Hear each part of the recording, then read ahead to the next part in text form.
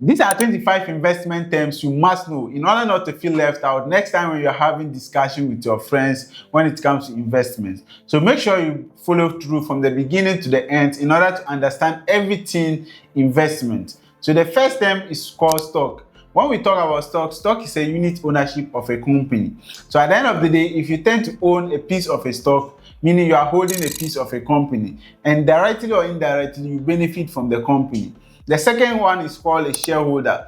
So a shareholder is somebody who owns a piece of a company, right? So if you own a stock, meaning you are a shareholder, or if you own a share, you are a shareholder, and you benefit from the share either by dividend payment or either by capital growth. The next one is called equity. When we talk about equity, equity is you holding part ownership of a company. So if you are having part ownership in a company, meaning you have equity in that particular company.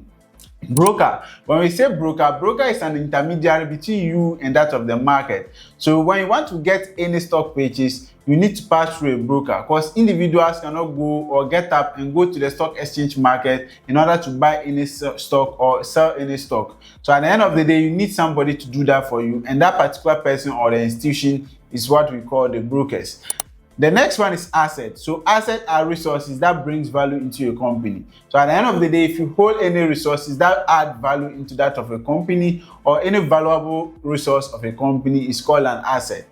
So let's say if you have a girlfriend and your girlfriend always brings valuable contribution, your girlfriend is an asset and you must keep her and keep her very well. The next one is liability. So liabilities are anything that takes money from that of a company. So at the end of the day, if you have a girlfriend and your girlfriend always takes money from you without bringing any valuable thing in the relationship, she's a liability, bro. She's not an asset. So the next one is portfolio. So portfolio is your total holdings in an investment. So portfolio can either be your holdings in an investment or your holding in a certain asset.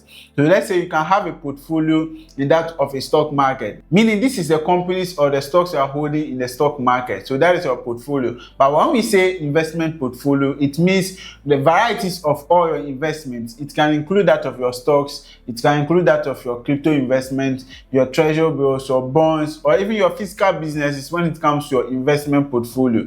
So the next one is called diversification. When we say diversification, it simply means you spreading your risk across different investments. So you can either diversify in different investments or you diversify in the same investment. So something like if you hold crypto investment, you hold stock investment, treasury bill, this is diversification across different assets. But when we talk about diversification in the same asset, let's say you are holding company A, company B, company C, all are stocks, meaning you are diversifying your investment in that of the stock market. Also, you can also diversify in different industries when it comes to the stock market. The next one for you to know is bull market. When we say bull market, it's a continual rise in the price of a certain market. So let's say if the stock market continuously rises in the price or increases in price, meaning the stock market is currently in a bull trend.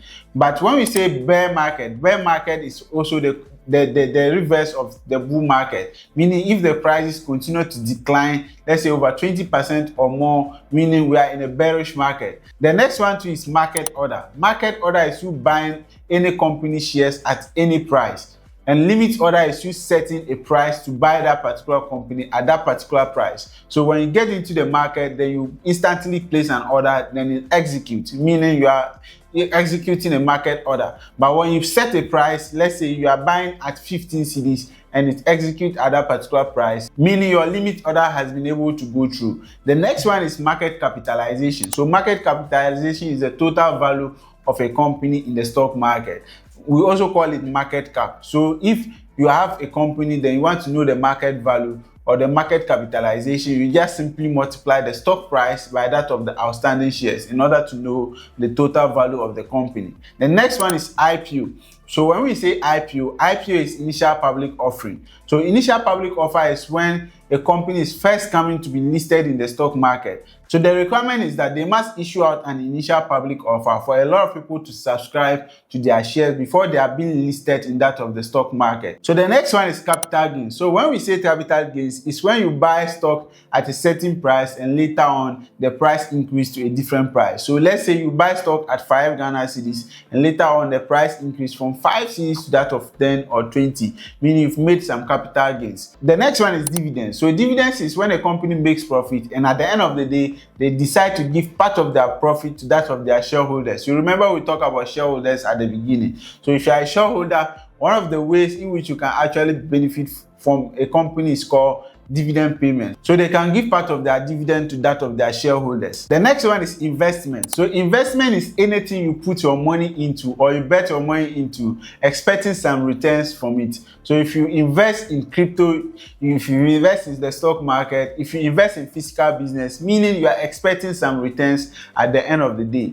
The next one is treasury bills, and treasury bills is one of the investment terms that is popularly used, and it's just lending to that of the central government. So you give your money to that of the central government to undertake certain projects, and when they are coming to pay you back, they pay you back with that of interest. The next one is risk. So risk is the unknown certainty. So at the end of the day, when you take a risk, you either benefit or you lose. So when you are coming to invest in anything, mostly there's a certain risk attached to it. And the risk is that you either make money or you lose part of the money you are getting yourself into. So it's as important for you to always measure the risk of any asset or any investment when you are coming to get into it, right? But some risks are there. There are lower risks when it comes to investment. Some are higher or medium, depending on the kind of investment you want to get yourself into. Next one is interest. So interest is the monies you receive based on your investment that you've made. So if you invest in something and at the end of the day, you make certain percentage of it, meaning you've gained interest on that particular investment.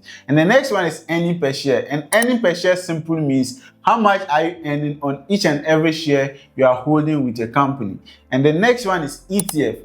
ETF is known as exchange traded funds. An exchange traded fund is just a basket of stocks. So at the end of the day, instead of holding just one stock, let's say Amazon, Nvidia, or let's say MTN Ghana, GCB, Carbank, or ETI.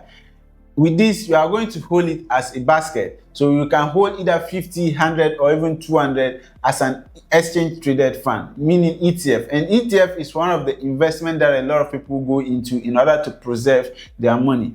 The next one is savings. So savings is simply you putting your money somewhere in order not to lose your money, right? And the next one is emergency fund. When we talk of emergency fund, it's a fund dedicated to solve emergency issues. So at the end of the day, if you have any emergency issue, you are going to take the money from that particular fund.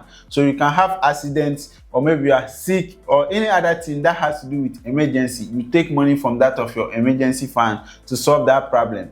The next one is inflation. So inflation is simply the rise in the price of goods and services, right? So when you hear inflation, it simply means the rate at which prices of goods and services increases. Next one is capital market. So when you hear capital market, it's just a place in which we go in order to raise money for companies, in order to raise money for projects, in order to raise money for that of governments. So when you hear capital market, it can include maybe the equity market, meaning you going in order to buy shares, or a company going there in order to raise funds for their company, or the government going to the capital market to raise funds through treasury bills in order to finance their projects, or a company going to the capital market to issue out corporate bonds in order to finance their projects. And the next one is liquidity. Liquidity can be formed in two ways. So the first one, when we talk of liquidity, is how fast prices rise and how fast prices decline. And the second one, when we talk of liquidity in investment, it's how fast you can convert, or you can easily convert your money to that of physical cash. Right, so when you buy land, you usually hear that the liquidity rate of land investment is very tough.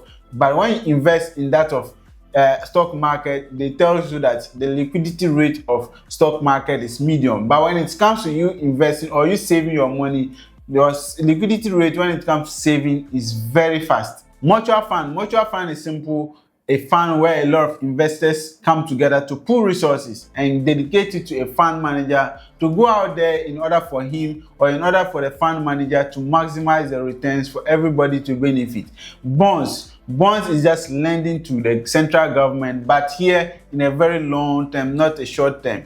Fixed deposit. So when we talk of fixed deposit, it's you giving your money to that of a bank in order to get a certain returns on a certain amount of money that you've given to that of the bank. So you can give a money to a bank and give them a rate, or they will give you a rate. This is the amount of money you receive on this amount of money you are giving us. The next one is holdings. When we talk of holdings, it's simply the investment you are currently holding as an investor.